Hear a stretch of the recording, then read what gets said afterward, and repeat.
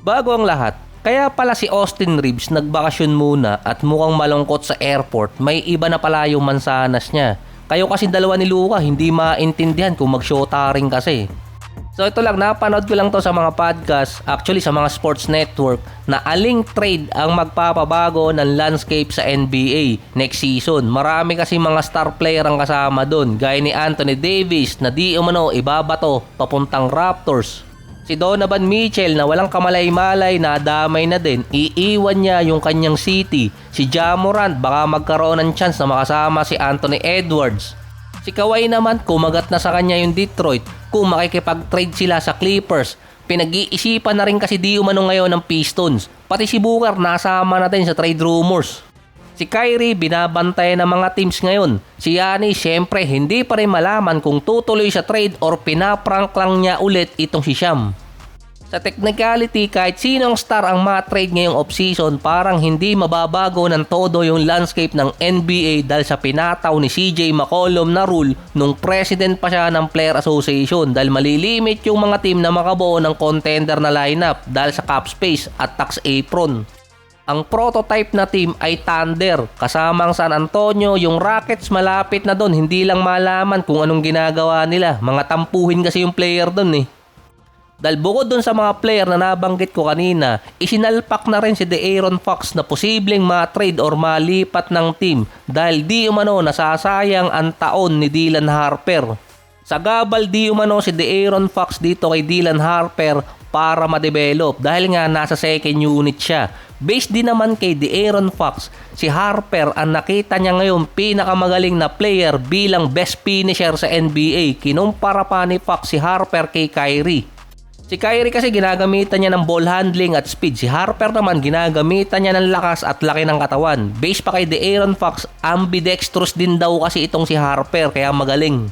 Isa din sa best off the bench player itong si Harper sa playoffs na meron 13 points, 5 rebounds, 2 assists, 1 steal, 52 and 31%. At nasa plus 121 sa plus minus rating kapag naglalaro siya sa loob. Bibihira ngayon yung mga guards na attack first katulad ni Ja Morant at katulad din ni Harper. Ngayon ko lang din nakita na si Harper, Stephon Castle at Devin Vassell mas malaki pa pala dito kay Edwards. 6'5 kasi yung tatlong player, si Edwards naman 6'4. Kaso si Edwards mas maraming anak. Nilalagay kasi si De'Aaron Fox sa trade rumors dahil nasasayang di umano si Harper sa second unit. Pero bata pa kasi si Harper, may at least 3 taon pa siya. At meron ding 2 hanggang 3 taon na window ang San Antonio kay Harper, Fox at Castle. Willing si Harper na maging James Harden na 6-man na naging starter. Pero kung si Harden ang gusto niya, malamang lumipat ng team itong si Harper. Pwede naman kasing Manu Ginobili. Mas masasayang din sa San Antonio kapag tinrade agad nila si De'Aaron Fox. Tama rin yung decision ng San Antonio na i-retain si Harper kasi naka-align yung kontrata nila dun. Dahil sa bagong rule, actually hindi naman siya bago dahil 2023 pa in-implement, malilimit na makabuo ng super team galing sa trade yung ibang mga teams.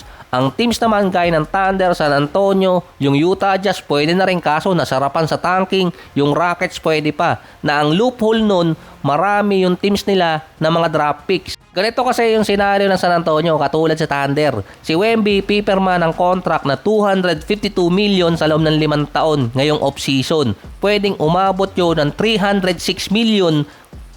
Nagbakals pa ako dun, sorry. Kung masasama siya next year sa all-defensive team or all-NBA team, magte-take effect yung kontrata nitong si Wemby sa 2027 off-season or 2028 season. Si Stephon Castle naman sa 2027 off-season, dun siya pipirma ng contract extension at magte-take effect ang kanyang panibagong kontrata by 2029. Saka dun pipirma si Harper ng kanyang contract extension at magte-take effect naman ng 2030.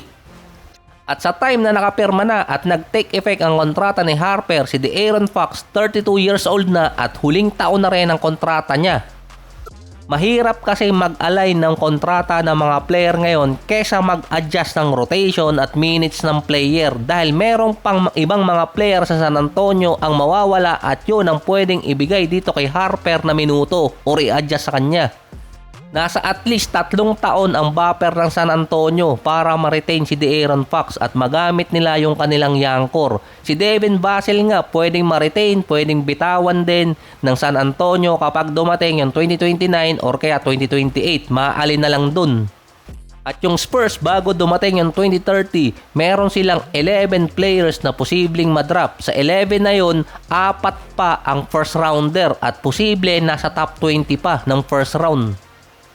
Magkaiba pa ang structure ng East at West. Sa mga nakarang nag-champion since 2020, sa East, majority ng core player ng mga team na nag-champion doon galing sa trade. Sa West naman, majority ng mga players nila bukod siguro sa 2020 LA galing sa draft or sa kanila nagsimula or nagtagal.